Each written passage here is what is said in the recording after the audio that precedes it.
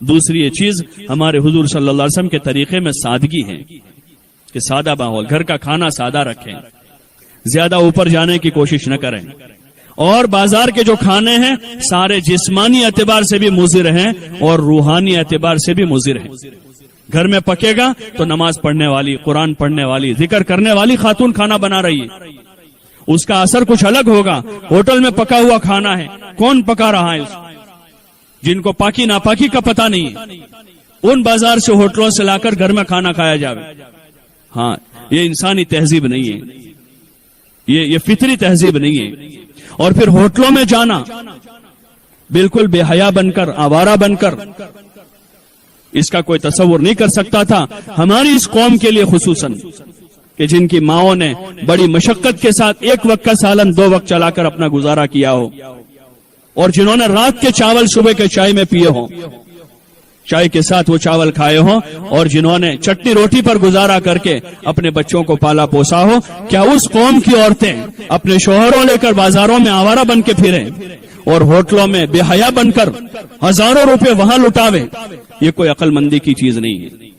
ہوٹلیں آباد کرنے کے لیے نہیں ہے، وہ تو مجبور لوگوں کے لیے ہے، مسافروں کے لیے ہے۔ یہ اسلامی معاشرے میں نہیں تھا کچھ بھی۔ حضور علیہ السلام کے زمانے میں کوئی ہوٹل نہیں تھی، خلافت کے ادوار میں ہوٹلیں نہیں تھی۔ ابھی بھی ہم ایک ملک میں گئے جہاں خلافت تھی کچھ سالوں پہلے، تو وہاں انہوں نے سنا، اور ابھی بھی اس قسم کے کچھ مہمان خانے وہاں موجود تھے کہ خلافت کے زمانے سے چل رہا ہے کہ کوئی بھی مسافر، کوئی بھی بھوکا، کوئی آدمی پریشان حال ہو تو یہ حکومت انتظام کرتی ان کے کھانے کا کہ یہاں آ کر وہ کھانا کھا کے جاوے، اور اگر گھر میں کوئی بوڑھے ماں باپ ہو تو ان کا یہاں سے ٹفن لے کر جاوے، اس کا کوئی پیسہ نہیں ہوتا۔ اور اب یہ عیاشی کے اڈے بن گئے، خواہشیں پوری کرنے کے لوگ وہاں جا رہے ہیں۔ ہم اس کا ذریعہ نہ بنے۔ اللہ کے لیے اللہ سے شرم کریں، اللہ سے۔ کوئی نہیں دیکھ رہا، اللہ دیکھ رہا، کوئی نہیں دیکھ رہا۔ 10-20 کلومیٹر جا رہے ہیں، وہاں کوئی نہیں دیکھ رہا، اللہ دیکھ رہا۔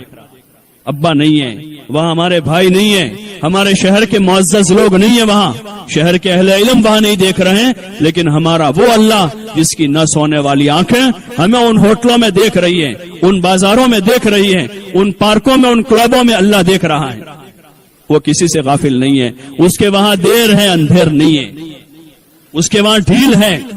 نتیجے اچھے نہیں ہیں ان چیزوں کے، انجام ان چیزوں کا اچھا نہیں ہے۔ عقل مندوں کو اشارہ کافی ہوتا ہے، انجام اس کا اچھا نہیں ہے۔ یہ آوارگی کے راستے ہیں، یہ عیاشی کے راستے ہیں، یہ بدماشی کے راستے ہیں۔ ہم اپنے بچوں کو بدماشی سکھا رہے ہیں کہ 2 میاں بیوی 3 بچوں کو لے کر آج شہر کی ہوٹل میں کھانے جا رہے ہیں، یہ ان کو بدماشی کا راستہ بتا رہے ہیں، عیاشی کا راستہ بتا رہے ہیں۔ کل کو پھر شہر کے باہر کی ہوٹل میں جا رہے ہیں، یہ ان کو ایک قدم آگے بڑھا رہے ہیں۔ عید کے دن 10 کلومیٹر دور جا رہے ہیں، یہ تیسرا قدم بتا رہے ہیں۔ اور پھر اپنے بچوں کے ساتھ، فیملیوں کے ساتھ ٹور پر جانا اور ہزاروں روپے برباد کرنا، یہ عقل مندی نہیں ہے۔ ایک زمانے میں میاں بیوی شادی کے بعد جاتے تھے، وہ اپنے رشتہ داروں کے پاس بیوی کا تعارف کرانے جاتے تھے کہ یہ میری بیوی ہیں۔ بیوی کو بتاتے، دیکھو یہ تمہاری پھوپھی ہے، یہ تمہاری خالہ ہے، یہ میری خالہ آپ کی خالہ ہے، یہ میری پھوپھی آپ کی خالہ ہے، ان سے صلہ رحمی کرنی ہے، ان سے ہمارا تعلق ہے، ان سے ہماری رشتہ داری ہے۔ اس وجہ سے ان کو لے جاتے تھے، یہ اس کی غرض ہوتی تھی۔ اب وہ ہے کہ شادی کے بعد گھومنا پھرنا، پارکوں میں، کلبوں میں، ہوٹلوں میں، اور پھر 500 1000 کلو